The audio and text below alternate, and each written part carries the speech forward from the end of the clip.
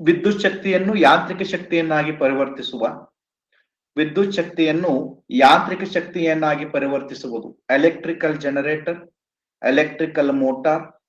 A ಮತ್ತು B ಎರಡು, A ಮತ್ತು ಬಿ ಎರಡೂ ಅಲ್ಲ. ಸರಿಯಾಗಿ ನೋಡಿ ಹಾಕಿ. ವಿದ್ಯುತ್ ಶಕ್ತಿಯನ್ನ ಯಾಂತ್ರಿಕ ಶಕ್ತಿಯನ್ನಾಗಿ ಪರಿವರ್ತನೆ ಮಾಡುವಂತ ಸಾಧನ ಯಾವುದು? ವಿದ್ಯುತ್ ಸರಿಯಾದ ಉತ್ತರ ಅಂತಂದ್ರೆ ಇದರಲ್ಲಿ ಯಾವುದು ಅಂತಂದ್ರೆ ಎಲೆಕ್ಟ್ರಿಕಲ್ ಮೋಟಾರ್. ನಿಮ್ ಫ್ಯಾನ್ ಇದೆ, ಫ್ಯಾನಿಗೆ ವಿದ್ಯುತ್ ಶಕ್ತಿಯನ್ನು ನೀಡ್ತೀವಿ. ಫ್ಯಾನ್ ಇದೆ ಅಲ್ಲ, ಫ್ಯಾನಿಗೆ ವಿದ್ಯುತ್ ಶಕ್ತಿಯನ್ನ ಕೊಡ್ತೇವೆ. ವಿದ್ಯುತ್ ಶಕ್ತಿಯನ್ನ ಕೊಟ್ಟಾಗ ಫ್ಯಾನ್ ಸುತ್ತದ, ಅದರಲ್ಲಿ ಮೋಟರ್ ಸುತ್ತದೆ. ಅದನ್ನ ಯಾಂತ್ರಿಕ ಶಕ್ತಿಯನ್ನಾಗಿ ಪರಿವರ್ತನೆ ಮಾಡುವಂತದ್ದು. ವಿದ್ಯುತ್ ಶಕ್ತಿಯನ್ನ ಯಾಂತ್ರಿಕ ಶಕ್ತಿಯನ್ನಾಗಿ ಪರಿವರ್ತನೆ ಮಾಡುವಂತದ್ದು ಯಾವುದು ಅಂತಂದ್ರ ಎಲೆಕ್ಟ್ರಿಕಲ್ ಮೋಟಾರ್ ಪರಿವರ್ತನೆ ಮಾಡ್ತದೆ. ಇನ್ನು ಎಲೆಕ್ಟ್ರಿಕಲ್ ಜನರೇಟರ್ ಏನ್ ಮಾಡ್ತದ ನೋಡಿ, ಜನರೇಟರ್ ಇದರ ವಿರುದ್ಧವಾಗಿರುವಂತದ್ದು. ಯಾಂತ್ರಿಕ ಶಕ್ತಿಯನ್ನ ವಿದ್ಯುತ್ ಶಕ್ತಿಯನ್ನಾಗಿ ಪರಿವರ್ತನೆ ಮಾಡ್ತದೆ. ಎಸ್, ಹೌದಾ? ಯಾಂತ್ರಿಕ ಶಕ್ತಿಯನ್ನ ವಿದ್ಯುತ್ ಶಕ್ತಿಯನ್ನಾಗಿ ಪರಿವರ್ತನೆ ಮಾಡುವಂತದ್ದು ಯಾವುದು ಅಂತಂದ್ರೆ ಅದು ಎಲೆಕ್ಟ್ರಿಕಲ್ ಜನರೇಟರ್. ಹಾಗೆ ಸರ್ ಮನ್ಯಾಗ ಬರ್ರಿ ಅಂತ ಡೈನೋಮೋನು ಕೂಡ ಯಾಂತ್ರಿಕ ಶಕ್ತಿಯನ್ನ ವಿದ್ಯುತ್ ಶಕ್ತಿಯನ್ನಾಗಿ ಪರಿವರ್ತನೆ ಮಾಡುವಂತದ್ದು. ಎಲೆಕ್ಟ್ರಿಕಲ್ ಮೋಟಾರ್ ಏನ್ ಮಾಡ್ತಂದ್ರೆ ವಿದ್ಯುತ್ ಶಕ್ತಿಯನ್ನ ಯಾಂತ್ರಿಕ ಶಕ್ತಿಯನ್ನಾಗಿ ಪರಿವರ್ತನೆ ಮಾಡುವಂತ ಒಂದು ಸಾಧನ ಅಂತ ಕರಿತೀವಿ. ನೆಕ್ಸ್ಟ್ ನೋಡಿ,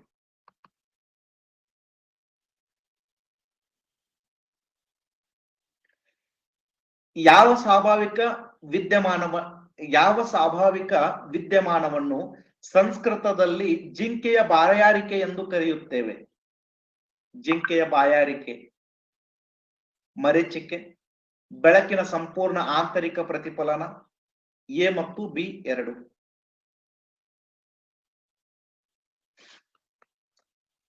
ಜಿಂಕೆಯ ಬಾಯಾರಿಕೆ ಯಾವುದನ್ನ ಅಂತಂದ್ರೆ ಮರೀಚಿಕೆಯನ್ನ, ಮಿರೇಂಜ್ ಅಂತ ಕರಿತೀವಿ, ಇದನ್ನ ಮಿರೇಂಜ್ ಅಂತ ಕರಿತೀವಿ ಅಥವಾ ಮರೀಚಿಕೆ ಅಂತ ಕರಿತೇವೆ. ಮರೀಚಿಕೆ ಯಾವುದರಿಂದ ಉಂಟಾಗ್ತದೆ ಅಂತಾರೆ ಬೆಳಕಿನ ಸಂಪೂರ್ಣ ಆಂತರಿಕ ಪ್ರತಿಫಲನದಿಂದ ಮರೀಚಿಕೆ ಉಂಟಾಗುವಂಥದ್ದು. ಸರ, ನಮ್ಮ ಮರೀಚಿಕೆ ಅಂದ್ರೇನೆ ನಮಗ್ ಗೊತ್ತಿಲ್ಲ ಸರ. What is ಮರೀಚಿಕೆ? ಮರೀಚಿಕೆ ಅಂದ್ರೆ ಏನು? ರಸ್ತೆ ಮೇಲೆ ಮಠ ಮಧ್ಯಾಹ್ನದಾಗ ರಸ್ತೆ ಮೇಲೆ ನಾವೇನ್ ಮಾಡ್ತಾ ಇರ್ತೀವಿ, ಟೂ ವೀಲರ್ ಮೇಲೆ ಹೋಗ್ತಾ ಇದ್ದೀವಿ. ಟೂ ವೀಲರ್ ಮೇಲೆ ನಾವು ಹೋಗ್ತಾ ಇರ್ಬೇಕಾದ್ರೆ ಮುಂದೆ ರಸ್ತೆ 1 ಕಿಲೋಮೀಟರ್ 2 ಕಿಲೋಮೀಟರ್ ನಮಗೆ ರಸ್ತೆ ಕಾಣ್ತಾ ಇರ್ತದೆ. ಆ ರಸ್ತೆ ಮಿಂಚ್ತಾ ಇರ್ತದೆ. ನೀರು ಬಿದ್ದಂತೆ ಅಂದ್ರೆ ಮಳಿ ಆದವ್ರಂಗ್ ಕಾಣ್ತಾರೆ. ಏನಪ್ಪಾ ಮುಂದ್ ಮಳಿ ಆಗಿದೆ ಅನಿಸ್ತಿರ್ತದೆ. ಆದ್ರ ಆ ಪ್ರದೇಶಕ್ಕೆ ಹೋಗುದ್ರೊಳಗೆ ಏನಾಗ್ತದೆ ಅಂತಂದ್ರೆ ಅಲ್ಲಿ ಏನೂ ಇರಂಗಿಲ್ಲ, ನೀರ್ ಇರಂಗಿಲ್ಲ, ಏನೂ ಇರಂಗಿಲ್ಲ, ಮಾಯ ಆಗ್ತದೆ. ಅದನ್ನೇ ನಾವೇನಂತ ಕರಿತೀವಿ? ಮರೀಚಿಕೆ ಅಂತ ಕರಿತೀವಿ. ಅದು ಎದರಿಂದ ಉಂಟಾಗ್ತಂದ್ರೆ ಬೆಳಕಿನ ಸಂಪೂರ್ಣ ಆಂತರಿಕ ಪ್ರತಿಫಲನದಿಂದ ಅದು ಉಂಟಾಗುವಂಥದ್ದು, ಮಾಯ ಆಗುವಂಥದ್ದು. ಅದಕ್ಕೋಸ್ಕರ ಇದನ್ನ ನಾವೇನಂತ ಕರಿತೀವಿ? ಜಿಂಕೆಯ ಬಾಯಾರಿಕೆ. ಜಿಂಕಿ ಮುಂದೆ ನೋಡ್ತದೆ, ಮುಂದೆ ನೋಡ್ಕೊಂಡು ನೀರದಂತೇಳಿ ನೀರು ಕುಡಿಲಕ್ ಹೋಗ್ತದೆ. ನೀರು ಕುಡಿಲಕ್ ಹೋಗ್ತದೆ, ಅಲ್ಲಿ ಹೋಗಿ ನೋಡಿದ್ರೆ ಏನೂ ಇರಂಗಿಲ್ಲ. ಆಮೇಲೆ ಮರುಭೂಮಿಯಲ್ಲಿ ಮರೆಚಿಕೆಗಳು ಎಲ್ಲಿ ಉಂಟಾಗ್ತವೆ ಅನ್ನುವಂತ ಪ್ರಶ್ನೆ ಕೂಡ ಆಗಿದೆ. ಮರೆಚಿಕೆಗಳು ಹೆಚ್ಚಾಗಿ ಮರುಭೂಮಿಯಲ್ಲಿ ಕಂಡು ಬರುತ್ತವೆ. ಮರೆಚಿಕೆಗಳು ಮರುಭೂಮಿಯಲ್ಲಿ ಕಂಡು ಬರುವಂತದ್ದು. ಓಯಾಸಿಸ್ಗಳು ಎಲ್ಲಿ ಕಂಡು ಬರುತ್ತವೆ? ಓಯಾಸಿಸ್ಗಳು ಕೂಡ ಮರುಭೂಮಿಯಲ್ಲಿ ಕಂಡು ಬರುತ್ತವೆ. ಓಯಾಸಿಸ್ಗಳಂದ್ರೆ ಏನು? ಮರುಭೂಮಿಯಲ್ಲಿ ನೀರಿನ ಸಂಪನ್ಮೂಲ ಅಥವಾ ನೀರಿನ ಜಾಲ ಇಲ್ಲವೇ ಸ್ವಲ್ಪ ಎಲ್ಲೋ ಕಡೆ ಸ್ವಲ್ಪ ಪ್ರಮಾಣದಲ್ಲಿ ನೀರು ಕಂಡು ಬಂದು ಸಸ್ಯಗಳು ಕಂಡು ಬಂದ್ರೆ ಅದಕ್ಕೆ ನಾವೇನಂತ ಕರಿತೀವಿ? ಓಯಾಸಿಸ್ ಅಂತ ಕರಿತೀವಿ. ಮರುಭೂಮಿಯಲ್ಲಿ ಕಂಡು ಬರುವಂತದ್ದು. ಮರೆಚಿಕೆ ಬೇರೆ, ಓಯಾಸಿಸ್ ಬೇರೆ. ಓಯಾಸಿಸ್ ಅಂತಂದ್ರ ನೀರು ನಿಜವಾಗಲೂ ಇರುವಂತದ್ದು. ಓಯಾಸಿಸ್ ಅಂತಂದ್ರ ನೀರು ನಿಜವಾಗಲೂ ಇರುವಂತದ್ದು. ಮರೆಚಿಕೆ ಅಂತಂದ್ರೆ ನೀರು ಇಲ್ಲದೇನೆ ನೀರ್ ಇದ್ದಂತೆ ಕಾಣಿಸೋದು. ನೀರಿರಂಗಿಲ್ಲ ಆದ್ರೂ ಕೂಡ ಅಲ್ಲಿ ನೀರಿದ್ದಂತೆ ಕಾಣಿಸುವುದನ್ನ ನಾವೇನಂತ ಕರಿತೀವಿ? ಮರೀಚಿಕೆ ಅಂತ ಕರಿತೀವಿ. ಅರ್ಥ ಆಯ್ತು? ಇದನ್ನ ಮೃಗಜಲ ಅಂತಲೂ ಕೂಡ ಕರೀತಾರೆ. ಮೃಗಜಲ ಅಂದ್ರು ಒಂದೇ, ಮರೆಚಿಕೆ ಅಂದ್ರು ಒಂದೇ, ಬೆಳಕಿನ ಸಂಪೂರ್ಣ ವಕ್ರೀಭ ಆಂತರಿಕ ಪ್ರತಿಫಲನ ಅಂದ್ರು ಒಂದೇ, ಎಲ್ಲ ಒಂದೇ ಇವು. S, okay. ನೆಕ್ಸ್ಟ್ ನೋಡಿ, ಮಾನವನ ದೇಹದ ತೂಕವು ಧ್ರುವ ಪ್ರದೇಶಗಳಿಗೆ ಹೋದಂತೆ ದ್ರವ ಪ್ರದೇಶಗಳಿಗೆ ಹೋಗಂತೆ. ಸರ್ ಪೋಲ್ ರಾಂಗ್ ಕೊಟ್ಟಿನಿ. ಪೋಲ್ ಯಾವ್ದು ಕೊಟ್ಟಿನಪ್ಪಿ? ಪೋಲ್ ಸಿ ಕೊಟ್ಟಿನೇ ಇಲ್ಲ. ಎಸ್, ಮತ್ತೆ ಎರಡು ಕರೆಕ್ಟ್ ಅವು. ಸಿ ಕೊಟ್ಟಿನಿ, ಕರೆಕ್ಟ್ ಇದೆ. ತಪ್ಪಂತಿರಲ್ಲ. ಮಾನವನ ದೇಹದ ತೂಕವು ದ್ರವ ಪ್ರದೇಶಗಳಿಗೆ ಹೋದಂತೆ ಡ್ಯಾಶ್ ಆಗುತ್ತದೆ, ಸಮತಲವಾಗಿರುತ್ತದೆ, ಹೆಚ್ಚಾಗಿರುತ್ತದೆ, ಕಡಿಮೆಯಾಗಿರುತ್ತದೆ, ಯಾವುದೂ ಅಲ್ಲ. ಭಾರತ ದೇಶದ ಒಬ್ಬ ವ್ಯಕ್ತಿ ಕೆನಡಾಗೆ ಹೋದಾಗ ಅವನ ಭಾರದಲ್ಲಿ ವ್ಯತ್ಯಾಸವಾಗುತ್ತದೆ. ಹಾಗಾದರೆ ಅದು ಹೆಚ್ಚಾಗುತ್ತದೆ, ಕಡಿಮೆಯಾಗುತ್ತದೆ, ಸಮತಲವಾಗಿರುತ್ತದೆ, ಮೇಲಿನ ಯಾವುದಿಲ್ಲ. ಆ ತರನು ಪ್ರಶ್ನೆ ಕೇಳಬಹುದು, ಈ ತರನು ಪ್ರಶ್ನೆ ಕೇಳಬಹುದು.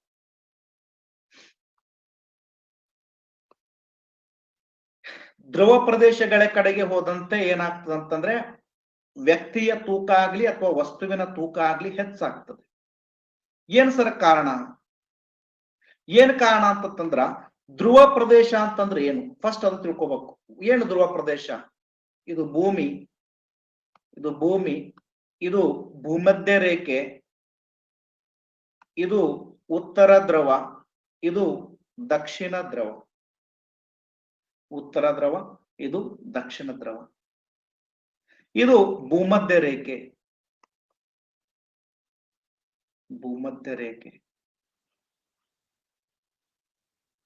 ಒಂದು ಪಾಯಿಂಟ್ ಏನಂತಂದ್ರ ಭೂಮಧ್ಯ ರೇಖೆಯಿಂದ ದ್ರವ ಪ್ರದೇಶ ಕಡೆಗೆ ಹೋದಂತೆ ತಾಪಮಾನ ಏನಾಗ್ತದೆ?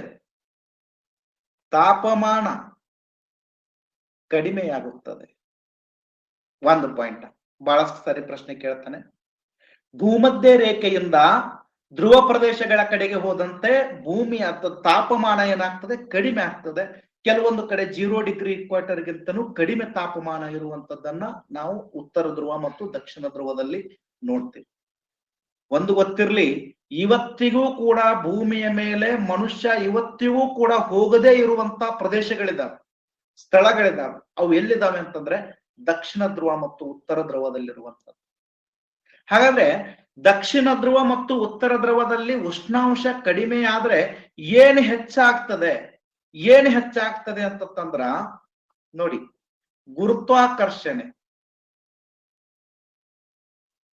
ಗುರುತ್ವಾಕರ್ಷಣೆ ಹೆಚ್ಚಾಗುತ್ತದೆ. Very important.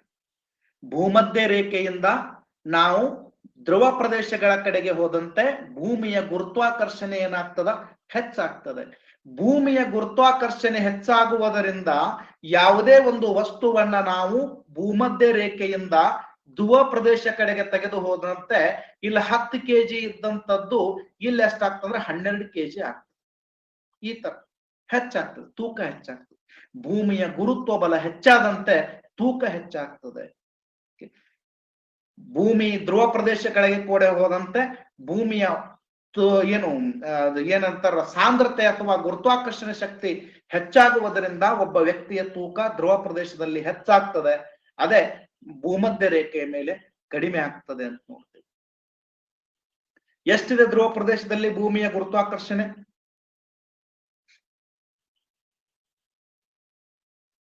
9.83.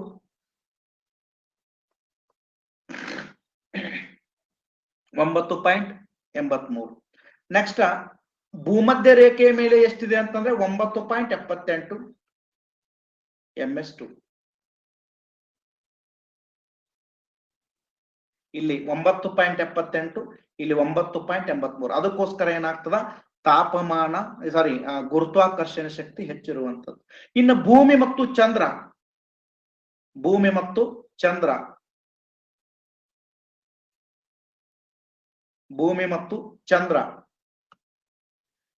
ಗುರುತ್ವಾಕರ್ಷಣೆ ಶಕ್ತಿ ಭೂಮಿಯಕ್ಕಿಂತ ಹೆಚ್ಚಿದನೋ ಕಡಿಮೆದನೋ?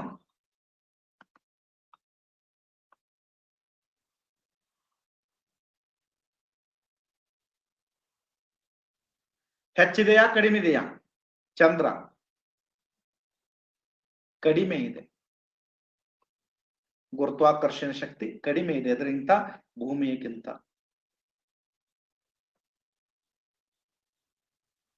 ಅದಕ್ಕೋಸ್ಕರ ಒಬ್ಬ ವ್ಯಕ್ತಿಯು ಚಂದ್ರನ ಮೇಲೆ ಹೋದರೆ, ಭೂಮಿಯ ಮೇಲಿಂದ ವ್ಯಕ್ತಿಯು ಚಂದ್ರನ ಮೇಲೆ ಹೋದರೆ ಅವನ ತೂಕ ಏನಾಗ್ತದೆ?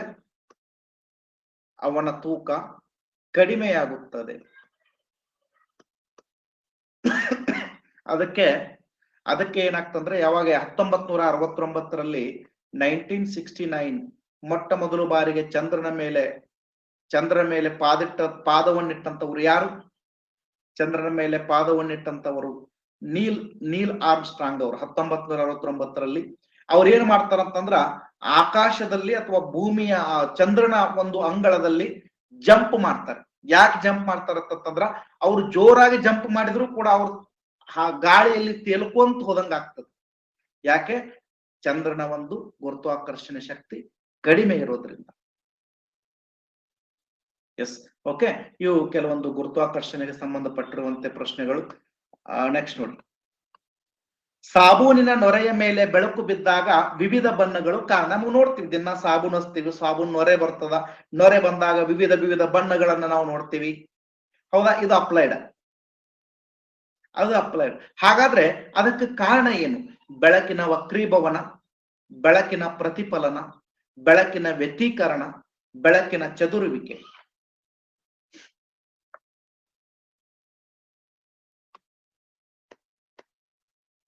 ಬೆಳಕಿನ ವಕ್ರೀಭವನ, ಬೆಳಕಿನ ಪ್ರತಿಫಲನ, ಬೆಳಕಿನ ವ್ಯತೀಕರಣ, ಬೆಳಕಿನ ಚದುರುವಿಕೆ. ಎಕ್ಸಲೆಂಟ್. 56% ಹಾಕಿದಿರಿ. 56%.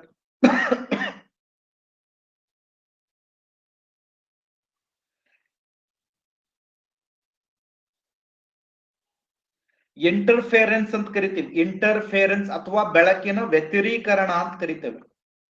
ಬೆಳಕಿನ ವ್ಯತಿರೀಕರಣ.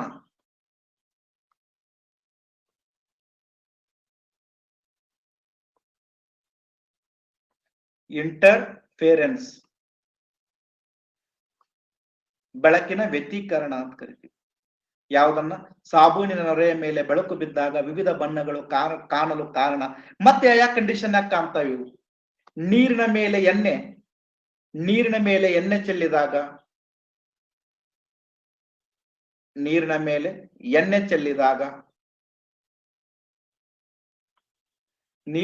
ಎಣ್ಣೆ ಚೆಲ್ಲಿದಾಗ,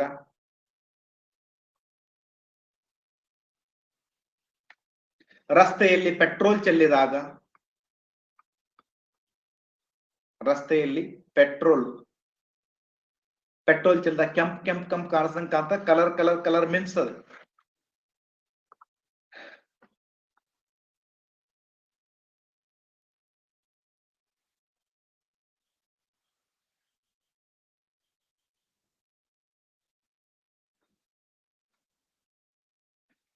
ಇವುಗಳನ್ನು ನಾವೇನಂತ ಕರಿತೀವಿ?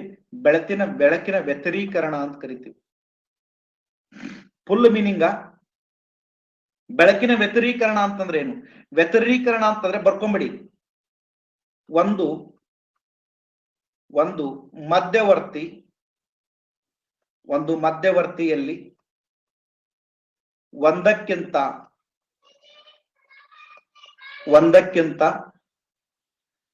ಹೆಚ್ಚು ಅಲೆಗಳು ಏಕಕಾಲದಲ್ಲಿ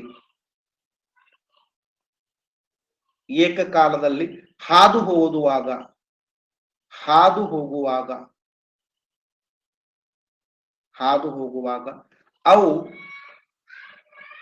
ಅವು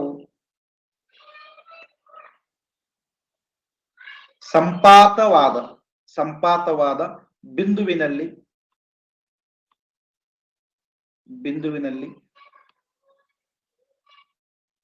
ಅಲೆಗಳ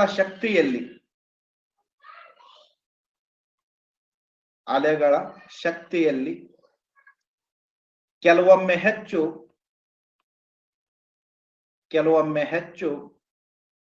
ಕೆಲವೊಮ್ಮೆ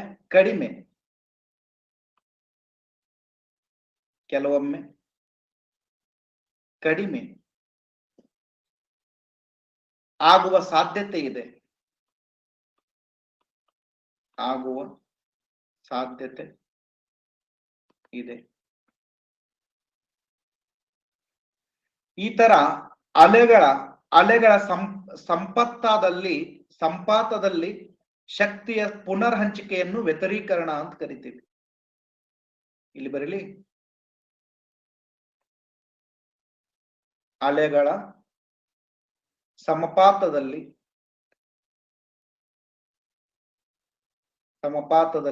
ಶಕ್ತಿಯ ಪುನರ್ ಹಂಚಿಕೆಯನ್ನು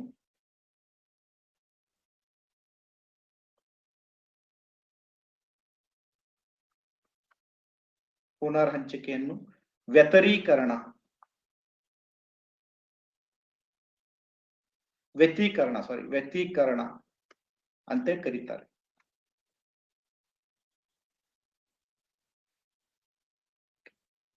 ಒಂದು ಮಧ್ಯವರ್ತಿಯಲ್ಲಿ ಒಂದಕ್ಕಿಂತ ಹೆಚ್ಚು ಅಲೆಗಳು ಏಕಕಾಲದಲ್ಲಿ ಹಾದು ಹೋಗುವಾಗ ಅವು ಸಂಪಾತವಾದ ಬಿಂದುವಿನಲ್ಲಿ ಅಲೆಗಳ ಶಕ್ತಿಯಲ್ಲಿ ಕೆಲವೊಮ್ಮೆ ಹೆಚ್ಚು ಕೆಲವೊಮ್ಮೆ ಕಡಿಮೆ ಆಗುವ ಸಾಧ್ಯತೆ ಇರುತ್ತದೆ. ಅಲೆಗಳ ಸಂಪಾತದಲ್ಲಿ ಶಕ್ತಿಯ ಪುನರ್ ಹಂಚಿಕೆಯನ್ನು ವ್ಯತಿರೀಕರಣ ಅಂತ ಕರಿತೀವಿ. ಫಾರ್ ಎಕ್ಸಾಂಪಲ್ ಎಣ್ಣೆ ಚೆಲ್ಲದಾಗ, ಆಮೇಲೆ ಸಾಬೂನಿನ ನೊರೆ ಇದ್ದಾಗ ಅಲ್ಲಿ ನಮಗೆ ಮಿಂಚಿದಂತೆ ಕಾಣ್ತದೆ. ನೆಕ್ಸ್ಟ್ ನೋಡಿ,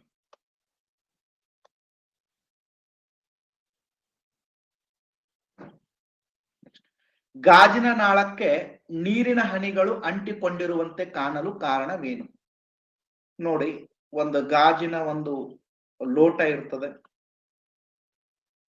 ಗಾಜಿನ ಒಂದು ಲೋಟ,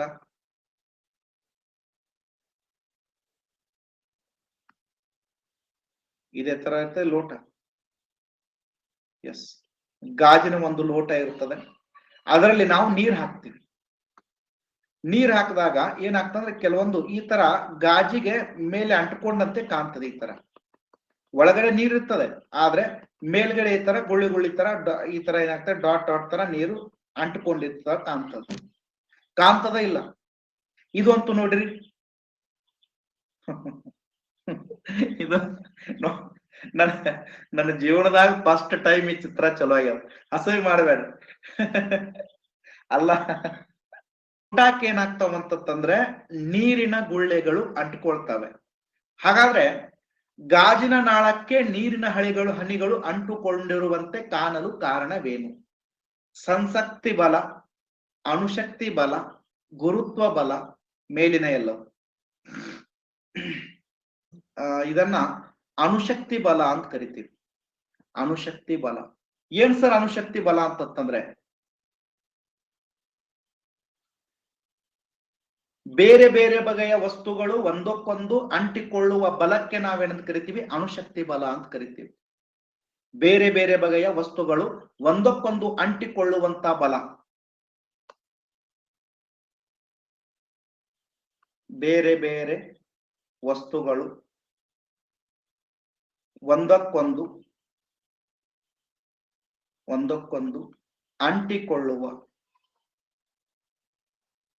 ಅಂಟಿಕೊಳ್ಳುವ ಬಲಕ್ಕೆ ಅಣುಶಕ್ತಿ ಬಲ ಅಂತ ಕರಿತೀವಿ. ಅಣುಶಕ್ತಿ ಬಲ ಮತ್ತೆಲ್ಲೆಲ್ಲಿ ನೋಡ್ತೀರಿ ನೀವು ಅಣುಶಕ್ತಿ ಬಲವನ್ನ? ನೀರಿನಲ್ಲಿ ನೋಡ್ತೀವಿ ಸರ. ಮತ್ತೆಲ್ಲಿ? ಹಾಲಿನಲ್ಲಿ ನೋಡ್ತೀರಿ? ಹಾಲಿನಲ್ಲಿ ನೋಡಂಗಿಲ್ಲ, ನೀರಿನಲ್ಲಿ ನೋಡ್ತೀರಿ. ಯಾವುದು ಪಾರದರ್ಶಕವಾಗಿರುತ್ತದೆಯೋ ಅದರಲ್ಲಿ ಕಾಣಿಸ್ತದೆ. ಪಾರದರ್ಶಕ ವಸ್ತು ಇರ್ತದಂದ್ರೆ ಪಾರದರ್ಶಕವಾಗಿರುವಂತದ್ದು ಹಾಲಿರ್ಬೋದು, ಆಲ್ಕೋಹಾಲ್ ಇರ್ಬೋದು, ಎಣ್ಣೆ ಇರ್ಬೋದು, ಸೋಡಾ ಇರ್ಬೋದು, ಆಮೇಲೆ ಪಾನಕ ಇರ್ಬೋದು, ಜ್ಯೂಸ್ ಇರ್ಬೋದು ಕೆಲವೊಂದು. ಅವುಗಳಲ್ಲಿ ಮಾತ್ರ ಇವುಗಳನ್ನ ನೋಡೋದಕ್ಕೆ ಸಾಧ್ಯ, ಅಣುಶಕ್ತಿ ಬಲವನ್ನ. ಬೇರೆ ಬೇರೆ ವಸ್ತುಗಳು ಒಂದಕ್ಕೊಂದು ಅಂಟಿಕೊಂಡಿರುವಂತಹ ಬಲಕ್ಕೆ ನಾವು ಅಣುಶಕ್ತಿ ಬಲ ಅಂತ ಕರಿತೀವಿ. ಹಾಗಾದ್ರೆ ಅಣುಶಕ್ತಿ ಬಲಕ್ಕೆ ಕಾರಣವಾಗಿರುವಂತದ್ದು ಯಾವುದಂದ್ರೆ ಸಂಸಕ್ತಿ ಗುಣ. ಅಣುಶಕ್ತಿ ಬಲ ಇದೆಯಲ್ಲ, ಇದಕ್ಕೆ ಕಾರಣವಾಗುವಂತದ್ದು ಯಾವಂದ್ರೆ ಸಂಸಕ್ತಿ ಗುಣ ಅಂತ ಕರಿತೀವಿ. ಸಂಸಕ್ತಿ ಗುಣ ಏನು ಸರ್? ಸಂಸಕ್ತಿ ಗುಣ ಅಂತಂದ್ರೆ ಕ್ಯಾಶ್ಯೂ ಫೋರ್ಸ್ ಅಂತ ಕರಿತೀವಿ.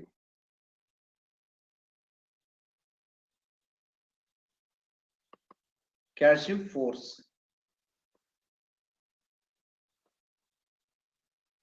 ಇದೇನಿದು?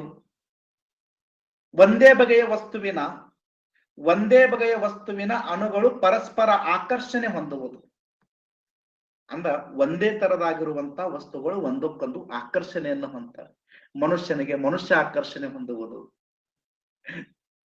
ಎಕ್ಸಾಂಪಲ್ ಅಲ್ಲ. ಮನುಷ್ಯನಿಗೆ ಮನುಷ್ಯನ ಆಕರ್ಷಣೆ ಹೊಂದುವುದು ಎಕ್ಸಾಂಪಲ್ ಅಲ್ಲ. ನೋಡಿ, ಗಾಜಿಗೆ ಗಾಜು ಆಕರ್ಷಣೆ ಆಗ್ತದೆ. ಕಬ್ಬಿಣಕ್ಕೆ ಕಬ್ಬಿನ ಆಕರ್ಷಣೆ ಆಗ್ತದೆ. ಸರಿ ಏನ್ ಸರ್ ಸುಮ್ನೆ ಏನ್ರಿ ಹೇಳಾಕತ್ತೀರಿ? ನಿಜವಾಗ್ಲೂ ಆಗ್ತದೆ.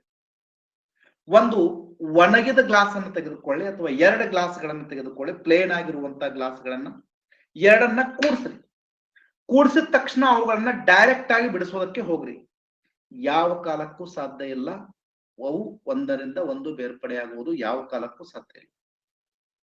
ಒಂದ್ ದಪ್ಪ ತಗೋರಿಪ್ಪ, ಇಷ್ಟು ಒಂದು ಚಚ್ಚೌಕಾಗಿರುವಂತ ಒಂದೇ ಸಮನಾಗಿರುವಂತ 2 ಗ್ಲಾಸ್ಗಳನ್ನ ತೆಗೆದುಕೊಳ್ಳಿ, ಎರಡನ್ನ ಒಂದಕ್ಕೊಂದು ಅಂಟಿಸಿ.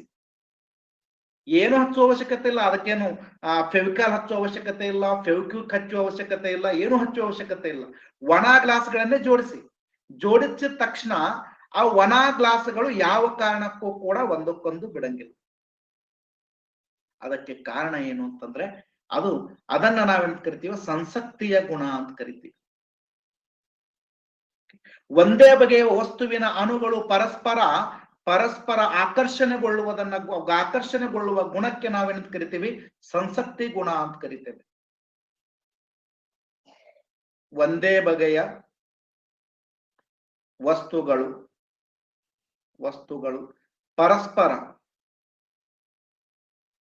ಪರಸ್ಪರ ಆಕರ್ಷಣೆಗೆ ಒಳಗಾಗುವುದನ್ನ ನಾವೇನಂತ ಕರಿತೀವಿ? ಸಂಯುಕ್ತ ಗುಣ ಅಂತ ಕರಿತೇವೆ. ಸಂಯುಕ್ತ ಗುಣ. ಈ ನೀರಿನ ಗ್ಲಾಸ್ ಇದಾವಲ್ಲ, ಈ ನೀರಿನ ಗ್ಲಾಸ್ ನಲ್ಲಿ ಗುಳ್ಳೆಗಳು ಒಂದಕ್ಕೊಂದು ಅಂಟಿಕೊಳ್ಳುವುದಕ್ಕೂ ಕೂಡ ಏನ್ ಕಾರಣ ಅಂತಂದ್ರೆ ಅದು ಸಂಯುಕ್ತ ಗುಣನೇ ಕಾರಣ. 2 ವಸ್ತುಗಳು ಒಂದಕ್ಕೊಂದು ಆಕರ್ಷಣೆಯಾಗಿ ಒಂದಕ್ಕೊಂದು ಅಂಟಿಕೊಳ್ಳುವಂತ ಗುಣವನ್ನ ನಾವೇನಂತ ಕರಿತೀವಿ? ಸಂಯುಕ್ತ ಗುಣ ಅಂತ ಕರಿತೀವಿ. ಬೇರೆ ಬೇರೆ ವಸ್ತುಗಳು ಒಂದಕ್ಕೊಂದು ಅಂಟಿಕೊಳ್ಳುವ ಬಲಕ್ಕೆ ನಾವೇನಂತ ಕರಿತೀವಿ? ಬಲಕ್ಕೆ ಅಣುಶಕ್ತಿ ಬಲ ಅಂತ ಕರಿತೀವಿ. ಎಸ್, ಅಣುಶಕ್ತಿ ಬಲ, ಇನ್ನೊಂದು ಸಂಸಕ್ತಿ ಗುಣ. ಅಣುಶಕ್ತಿ ಬಲವನ್ನ ಇಂಗ್ಲಿಷ್ ನಲ್ಲಿ ಏನ್ ಕರಿತೀವಿ ಅಂತಂದ್ರ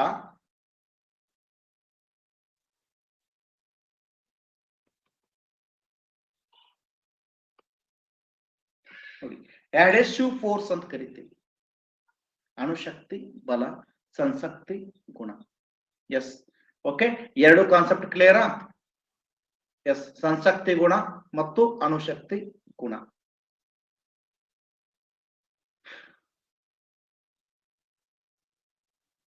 ನೆಕ್ಸ್ಟ್ ನೋಡಿ, ಟಿವಿ ರಿಮೋಟ್ ಕಂಟ್ರೋಲ್ ನಲ್ಲಿ ಬಳಕೆಯಾಗುವ ವಿದ್ಯುತ್ ಕಾಂತೀಯ ಅಲೆ ಯಾವುದು? ಟಿವಿ ರಿಮೋಟ್ ಕಂಟ್ರೋಲ್ ನಲ್ಲಿ ಬಳಕೆಯಾಗುವಂತ ವಿದ್ಯುತ್ ಕಾಂತೀಯ ಅಲೆ. ನೇರಳಾತೀತ ಅಲೆಗಳು, ಅವಗೆಂಪು ಕಿರಣಗಳು, ರೇಡಿಯೋ ತರಂಗಗಳು, ಮೇಲಿನ ಎಲ್ಲವು. ಆ ಮೇಲಿನ ಎಲ್ಲವುಗಳು ಎಲ್ಲಾ ಕಡೆನೂ ಕರೆಕ್ಟ್ ಅಂದ್ರ ಕಿರಣಗಳನ್ನ ಬಿಡುವಂತ ಲೈಟ್ ಇರ್ತದೆ. ಅದನ್ನ ಎಂತ ಕಿರಣ ಅಂತ ಕರಿತೀವಿ ಅಂದ್ರ ಅವಗೆಂಪು ಅಂತ ಕರಿತೇವೆ. ಅವಗೆಂಪು ಕಿರಣ ಅಂತ ಕರಿತೀವಿ ಅದನ್ನ.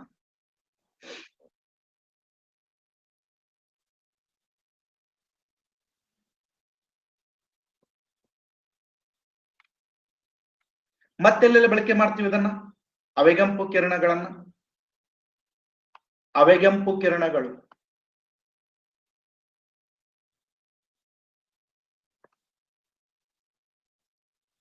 ಮತ್ತೆಲ್ಲೆಲ್ಲ ಬಳಕೆ ಮಾಡ್ತೀವಿ? ಒಂದು ಟಿವಿ ರಿಮೋಟ ನೋಡಿ, CCTVಗಳಲ್ಲಿ ಬಳಕೆ ಮಾಡ್ತೀವಿ ನೋಡಿ. CCTV camera, specially night vision camera.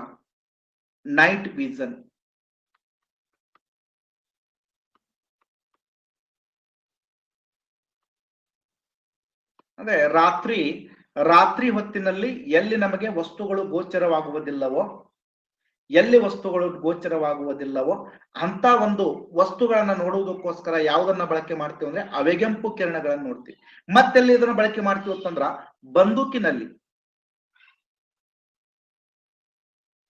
ಬಂದೂಕಿನ ಮಿರಿಯರ್ಗಳಲ್ಲಿ ಅಂದ್ರ ರಾತ್ರಿ ಸೈನಿಕರ ರಾತ್ರಿ ಏನಾದ್ರು ಫೈರ್ ಮಾಡ್ತಿರ್ಬೇಕಾದ್ರೆ ಆ ಬಂದೂಕಿಗೆ ಒಂದು ಮೆರಿಯರ್ ಇರ್ತದೆ, ಅದರಲ್ಲಿ ನೋಡಿ ಅವ್ರು ಏನ್ ಮಾಡಬಹುದು, ಫೈರ್ ಅನ್ನು ಮಾಡಬಹುದು.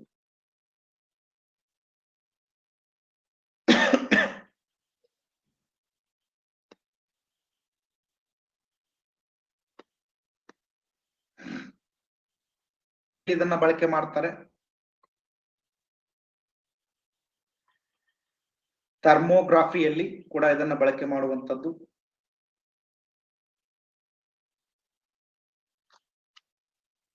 ಅವೆಗೆಂಪು ಕಿರಣಗಳನ್ನ. ನೆಕ್ಸ್ಟ್ ನೋಡಿ, ಕೋಟಾ ನೋಟುಗಳನ್ನ ಪತ್ತೆ ಹಚ್ಚಲು ಬಳಸುವ ವಿದ್ಯುತ್ ಕಾಂತೀಯ ಅಲೆಗಳು ಯಾವುವು? ಅವೆಗೆಂಪು ಕಿರಣಗಳು, ರೇಡಿಯೋ ತರಂಗಗಳು, ನೇರಳಾತೀತ ವಿಕಿರಣ, ಸೂಕ್ಷ್ಮ ತರಂಗಗಳು. ಕೋಟಾ ನೋಟುಗಳನ್ನ ಅಥವಾ ನಕಲಿ ನೋಟುಗಳನ್ನ ಪತ್ತೆ ಮಾಡುವುದಕ್ಕೋಸ್ಕರ ಈ ಕೆಳಗಿನವುಗಳಲ್ಲಿ ಯಾವ ಒಂದು 67% ಹಾಕಿದಿರಿ. ಯಾವ ಅಲೆಗಳಂತಂದ್ರೆ ನೇರಳಾತೀತ ವಿಕಿರಣಗಳನ್ನ ಬಳಸಲಾಗ್ತದೆ. ಅಲ್ಟ್ರಾ ವೈಲೆಟ್ ಅಂತ ಕರಿತೀವಿ. ಎವಿ ಅಲ್ಟ್ರಾ ವೈಲೆಟ್ ಕಿರಣಗಳನ್ನ ಅಲ್ಲಿ ಬಳಕೆ ಮಾಡಲಾಗ್ತದೆ. ಎಲ್ಲಿ? ಕೋಟಾ ನೋಟುಗಳನ್ನ ಪತ್ತೆ ಹಚ್ಚುವುದಕ್ಕೋಸ್ಕರ.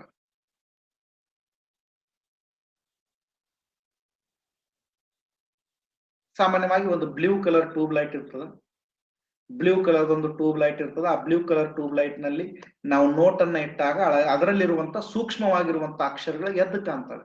ಅದರಿಂದ ನಿಜ ಇದನ್ನು ಅಥವಾ ಇಲ್ಲವೋ ಅನ್ನೋದು ನಮಗೆ ಗೊತ್ತಾಗುತ್ತೆ. ಮತ್ತೆಲ್ಲೆಲ್ಲಿ ಇದನ್ನ ಬಳಕೆ ಮಾಡ್ತೀವಿ? ಇದನ್ನ ಎಲ್ಲೆಲ್ಲಿ ಬಳಕೆ ಮಾಡ್ತೀವಿ? ಫೋಟೋಥೆರಪಿ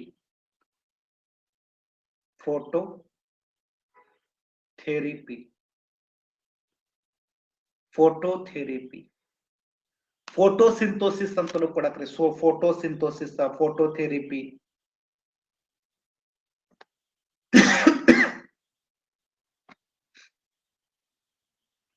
ನೋಡ್ತೀವಿ. ನೆಕ್ಸ್ಟ್ ಬ್ಯಾಕ್ಟೀರಿಯಾಗಳನ್ನ ಕೊಲ್ಲುವುದಕ್ಕೋಸ್ಕರ, ಬ್ಯಾಕ್ಟೀರಿಯಾಗಳನ್ನು ಕೊಲ್ಲಲು ಕೂಡ ಈ ಒಂದು ಕಿರಣಗಳನ್ನ ಬಳಕೆ ಮಾಡುವಂಥದ್ದು.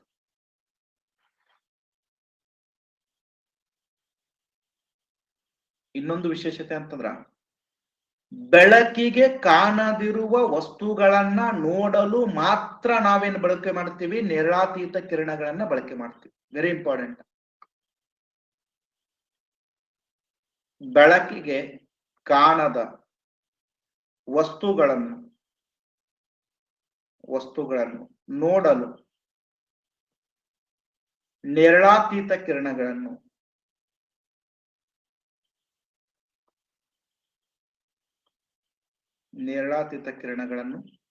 ಬಳಸಲಾಗುತ್ತದೆ.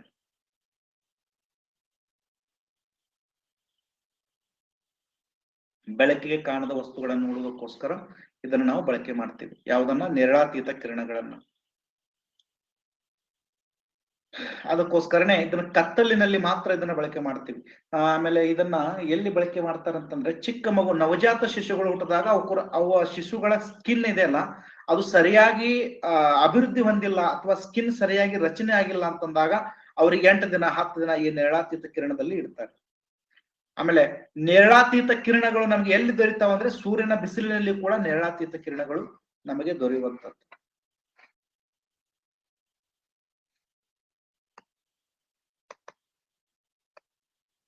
ಗಾಡಿಯ ಚಕ್ರಕ್ಕೆ ಕಬ್ಬಿಣದ ಪಟ್ಟಿ ಬಿಸಿಯಾದಾಗ ಸೇರಿಸಲು ಕಾರಣ? ಬರ್ಲಿನ್ ತತ್ವ, ವಿಕಸನ ತತ್ವ, ಸಂಕುಚಿತ ತತ್ವ, ನ್ಯೂಟನ್ ತತ್ವ. ನಾವೇನ್ ವಿಚಾರ ಮಾಡ್ತೀವಲ್ಲ ಇದಕ್ಕೆ ಸರಿಯಾದಂತ ಉತ್ತರ ಏನು ಅಂತಂದ್ರೆ ವಿಕಸನ ತತ್ವ ಸರಿಯಾದಂತ ಉತ್ತರ. ವಿಕಸನ ತತ್ವ. ಯಾವುದೇ ಒಂದು ವಸ್ತು ಬಿಸಿಯಾದಾಗ ವಿಕಸನ ಹೊಂದುತ್ತದೆ ಅಂತ ಹೇಳ್ತದೆ. ಯಾವುದು? ವಿಕಸನ ತತ್ವ.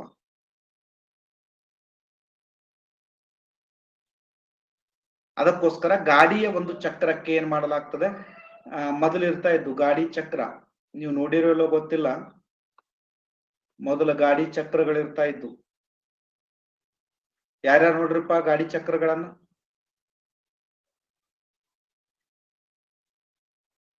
ನೋಡಿರಿ? ಎಸ್, ನೋಡಿದ್ರೆ ಓಕೆ, ನೋಡಿಲ್ಲ ಅಂತಂದ್ರೆ ಈಗ ನೋಡ್ರಿ.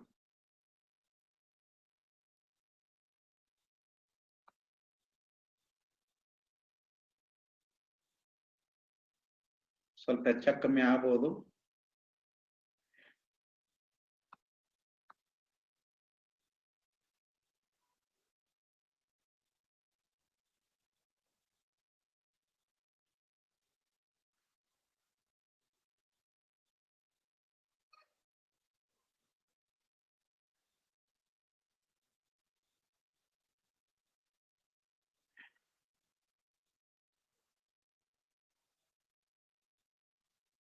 ಇವು ನಿಮ್ ಬಂಡೆ ಚಕ್ರಗಳು, ಗಾಡಿ ಚಕ್ರ ಈ ತರ ಇರ್ತಾ ಇತ್ತು ಮೊದಲ. ಎಸ್, ಇರ್ತಾ ಇತ್ತಾ? ಆಮೇಲೆ ಈ ಭಾಗದಲ್ಲಿ ಏನ್ ಮಾಡಲಾಗ್ತಾ ಇತ್ತು ಅಂತಂದ್ರ, ಇಲ್ಲಿ ಇದಕ್ಕೆ ಪಟ್ಟಿಯನ್ನ ಹಾಕ್ತಾ ಇದ್ರು, ಮೇಲ್ಗಡೆ ಒಂದು ಕಬ್ಬಿಣದ ಪಟ್ಟಿಯನ್ನು ಸೇರಿಸ್ತಾ ಇದ್ರು.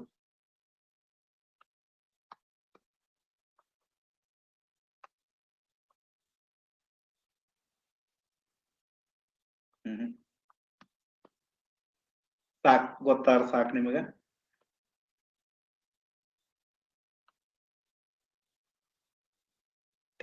ಮೇಲ್ಭಾಗದಲ್ಲಿ ಏನ್ ಸೇರಿಸ್ತಾ ಇದ್ರು ಅಂತಂದ್ರೆ ಒಂದು ಕಬ್ಬಿಣದ ಗಾಲಿಯನ್ನ ಅದಕ್ಕೆ ಸೇರಿಸ್ತಾ ಇದ್ರು.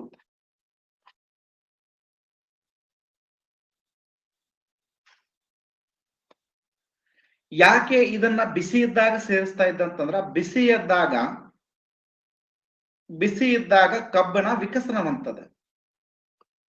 ಕಬ್ಬಿಣ ವಿಕಸನ ಹೊಂದುವಂಥದ್ದು ಅದು ಆಟೋಮೆಟಿಕ್ ಆಗಿ ತಣ್ಣಗಾದಾಗ, ತಂಪಾದಾಗ ಆಟೋಮೆಟಿಕ್ ಆಗಿ ಹೊಂದಿಕೊಳ್ಳುವಂಥದ್ದನ್ನು ನೋಡ್ತೀವಿ. ಹೊಂದ್ಕೊಳ್ತದೆ, ಸಂಕುಚನಗೊಳ್ತದೆ. ಬಿಸಿಯಾದಾಗ, ತಂಪಾದಾಗ ಅದೇನಾಗ್ತದೆ, ಸಂಕುಚನಕ್ಕೊಳಗಾಗ್ತದೆ. ಸಂಕುಚನಕ್ಕೆ ಒಳಗಾಯ್ತು ಅಂದ್ರೆ ಆಟೋಮೆಟಿಕ್ ಆಗಿ ಅದು ಟೈಟ್ ಆಗ್ತದೆ ಅಥವಾ ಅದು ಗಟ್ಟಿಯಾಗಿ ಕುಂಡಿರ್ತದೆ ಅನ್ನುವಂತ ಉದ್ದೇಶದಿಂದ ಇಲ್ಲಿ ಬಿಸಿ ಇದ್ದಾಗ ಮಾತ್ರ ಚಕ್ರಕ್ಕೆ ಏನ್ ಮಾಡ್ಲಾಗ್ತಾ ಇತ್ತಂದ್ರೆ ಕಬ್ಬಿಣದ ಬೆಸುಗೆಯನ್ನ ಅಥವಾ ಕಬ್ಬಿಣದ ಒಂದು ಚಕ್ರಕ್ಕೆ ಕಬ್ಬಿಣದ ಲೇಪನವನ್ನ ಏನ್ ಮಾಡ್ತಾ ಇದ್ರು, ಸೇರಿಸ್ತಾ ಇದ್ರು. ಇನ್ನೊಂದು ಎಕ್ಸಾಂಪಲ್ ಏನು ಅಂತಂದ್ರ, ರೈಲು ಹಳಿಗಳು ನೋಡಿರಿ. ರೈಲು ಹಳಿಗಳು ಏನಿರ್ತಾವ್ರ, ರೈಲು ಹಳಿಗಳ ಜೋಡಣೆ ಮಾಡಿದ್ರೆ ಇಷ್ಟಿಷ್ಟು ಬಿಟ್ಟು ಜೋಡಣೆ ಮಾಡಿರ್ತಾರ ಅವ್ರನ್ನ. ಈ ತರ ಮಧ್ಯದಲ್ಲಿ ಗ್ಯಾಪ್ ಬಿಟ್ಟಿರ್ತಾರೆ. ಈ ಗ್ಯಾಪ್ ಸ್ವಲ್ಪ ಗ್ಯಾಪ್ ಬಿಟ್ಟಿರ್ತಾರೆ. ಯಾಕೆ ಗ್ಯಾಪ್ ಬಿಟ್ಟಿರ್ತಾರ ಅಂತಂದ್ರ, ರೈಲ್ವೆ ಬಂತು ಅಂತ ಇಟ್ಕೋ, ರೈಲ್ವೆ ಬಂತಪ್ಪ, ರೈಲ್ವೆ ಬರ್ತಾ ಇದೆ ಅಂತಂದಾಗ ಇಲ್ಲಿ ಉಷ್ಣತೆ ಉಂಟಾಗ್ತದೆ, ಘರ್ಷಣೆ ಉಂಟಾಗಿ ಉಷ್ಣತೆ ಉಂಟಾಗ್ತದೆ. ಎಲ್ಲಿ? ರೈಲ್ವೆ ಹಳಿಗಳ ಮೇಲೆ. ಅದಕ್ಕೋಸ್ಕರ ಈ ರೈಲ್ವೆ ಹಳಿಗಳೇನಾಗ್ತವೆ, ವಿಕಸನಗೊಳಗಾಗ್ತವೆ. ವಿಕಸನಕ್ಕೊಳಗಾಯ್ತು ಅಂತಂದ್ರೆ ಇಲ್ಲಿ ಮಧ್ಯದಲ್ಲಿ ಗ್ಯಾಪ್ ಬೇಕು. ಗ್ಯಾಪ್ ಇಲ್ಲ ಅಂತಂದ್ರೆ ಒಂದರ ಮೇಲೆ ಒಂದು ಹೋಗ್ತವೆ. ಅದಕ್ಕೋಸ್ಕರ ರೈಲ್ವೆ ಹಳಿಗಳ ಮಧ್ಯೆಯೂ ಕೂಡ ಏನ್ ಮಾಡಲಾಗುತ್ತದೆ, ಗ್ಯಾಪ್ ಅನ್ನು ನೀಡಲಾಗ್ತದೆ.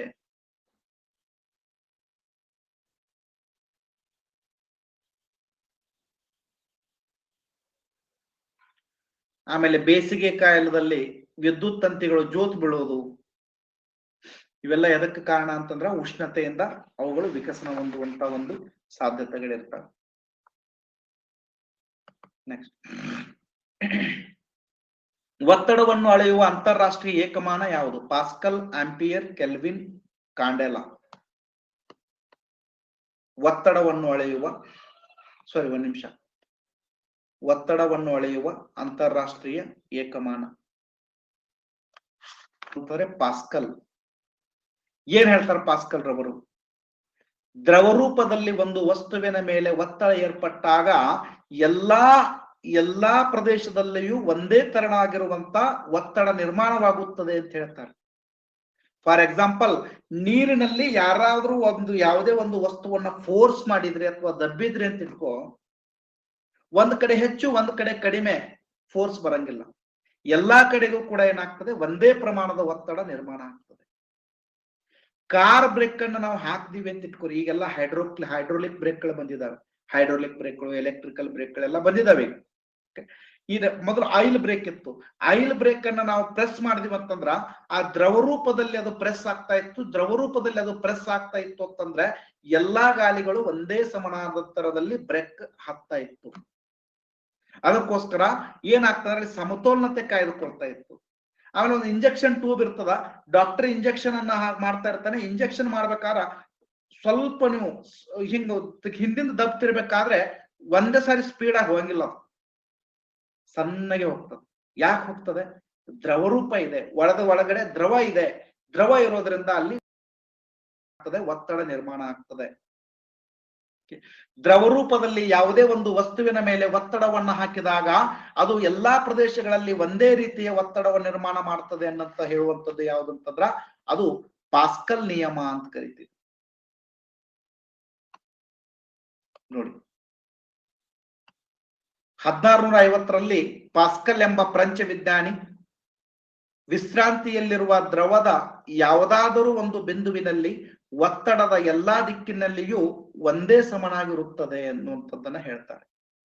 ಇದನ್ನು ದ್ರವದ ಒತ್ತಡದ ಪ್ರಸಾರದ ಪಾಸ್ಕಲ್ ನಿಯಮ ಎಂದಲೂ ಕೂಡ ಕರೆಯುತ್ತಾರೆ. ಹೆಚ್ಚು ಆಳದಲ್ಲಿರುವ ಬಿಂದುವಿನಲ್ಲಿ ಒತ್ತಡ ಹೆಚ್ಚಾಗಿರುತ್ತದೆ ಮತ್ತು ಸಮಾನವಾಗಿರುತ್ತದೆ.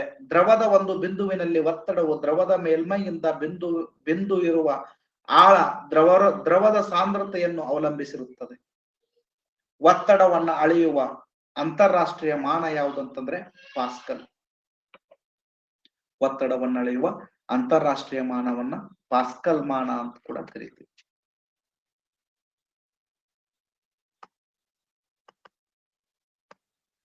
ತಾಪದ ಅಂತಾರಾಷ್ಟ್ರೀಯ ಏಕಮಾನ ಯಾವುದು? ಆಂಪಿಯರ್, ಕೆಲ್ವಿನ್, ಕಿಲೋಗ್ರಾಂ, ಮೇಲಿನ ಎಲ್ಲವೂ. ಕೆಲ್ವಿನ್. ತಾಪದ ಅಂತಾರಾಷ್ಟ್ರೀಯ ಏಕಮಾನ ಕೆಲ್ವಿನ್.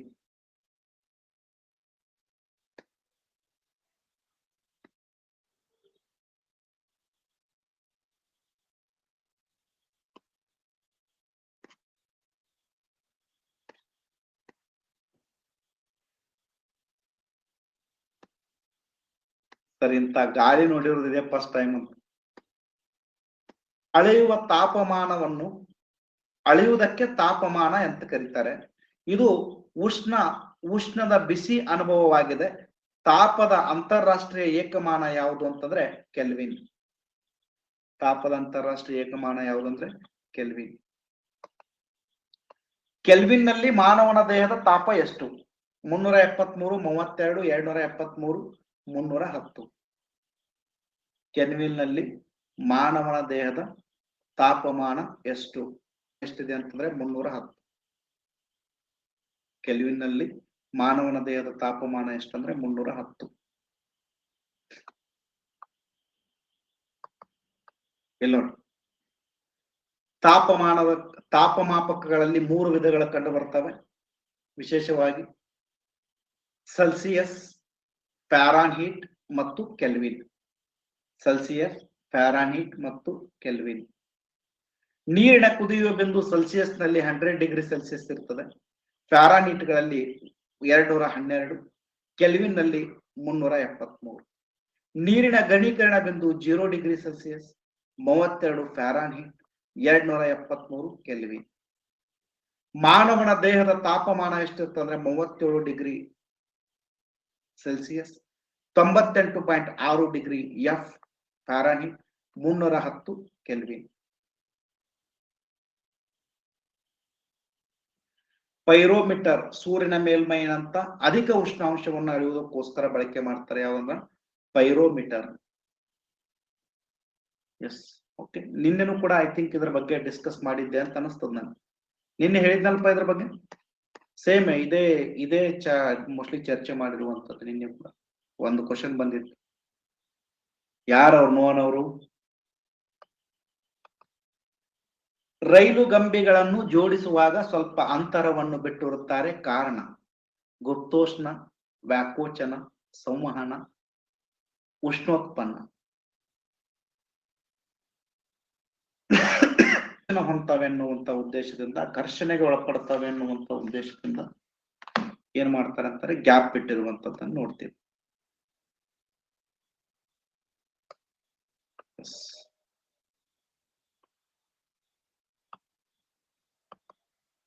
ನೋಡಿ, ವ್ಯಾಕೋಚನ ತತ್ವದ ಅನ್ವಯಗಳೇನು? ರೈಲು ಕಂಬಿಗಳನ್ನ ಜೋಡಿಸುವಾಗ ಸ್ವಲ್ಪ ಅಂತರವನ್ನ ಬಿಟ್ಟಿರ್ತಾರೆ. ಮರದ ಚಕ್ರಕ್ಕೆ ಕಬ್ಬಿಣದ ಪಟ್ಟಿಯನ್ನು ಜೋಡಿಸುವುದು, ಟೈಲ್ಸ್ ಹಾಕುವಾಗ ಸ್ವಲ್ಪ ಅಂತರವನ್ನ ಬಿಡಿ, ಸೀಳ್ತಾವು ಟೈಲ್ಸ್. ಬೇಸಿಗೆ ಸಮಯದಲ್ಲಿ ವಿದ್ಯುತ್ ತಂತಿ ಜೋತು ಬೀಳುವುದು, ದ್ವಿಲೋಹ ಪಟ್ಟಿಗಳ ತಯಾರಿಕೆಯಲ್ಲಿ ಬಳಸುವರು. ದ್ವಿಲೋಹ ಪಟ್ಟಿಯನ್ನು ಥರ್ಮೋಮೋಸ್ಟೆಟ್ ಅಂಡ್ ಫೈರ್ ಅಲಾರಾಮ್ ನಲ್ಲಿ ಉಪಯೋಗಿಸುವರು.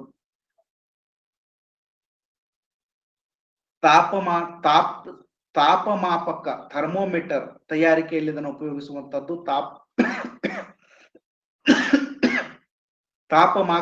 ಮಾಪಕದಲ್ಲಿ ಪಾದರಸವನ್ನು ಉಪಯೋಗಿಸುವಂತವೆಲ್ಲ ಆಲ್ರೆಡಿ ನಾವು ಡಿಸ್ಕಸ್ ಮಾಡಿರುವಂತದ್ದು.